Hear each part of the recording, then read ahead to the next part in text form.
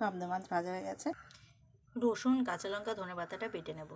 আমাদের তেল গরম হয়ে গেছে, কালো জিরে ফোড়ন দিয়ে দিয়েছি, দিয়ে দিচ্ছি পেঁয়াজ কুচানো,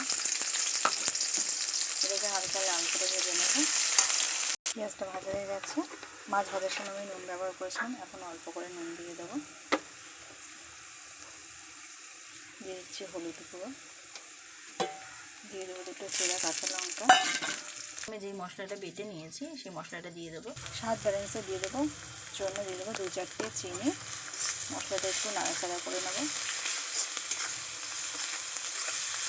পাবদা মাছ অনেক ধরনেরই খাওয়া যায়, এটা একটা একটু অন্যরকম নতুন ধরনের রেসিপি। তো এটা আপনারা কে কে ট্রাই করেছেন এটা আমাকে অবশ্যই জানাবেন। এবার এর মধ্যে দিয়ে দেবো পরিমাণ মতন জল। খুব বেশি ঝোল হবে না, এটা একটু গামাখা হবে। ঝোলটা একটু ফুটে গেলে মাছগুলো দিয়ে দেবো। ঝোলটা ফুটে গেছে, খুব একটা গামাখা করবো না, একটু মোটামুটি। এবার মাছগুলোকে আমি আস্তে আস্তে করে দিয়ে দেবো। এই রেসিপিটা বানানোর জন্য আপনাদের কাছে অনুরোধ রইল, আপনারা অবশ্যই বানাবেন। আর কীরকম লেগেছে খেতে সেটা আমাকে কমেন্ট বক্সে অবশ্যই জানাবেন।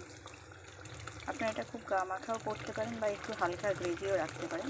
আমি একটু হালকা গ্রেভি রাখবো, রেখে নামিয়ে দেবো। Bye bye.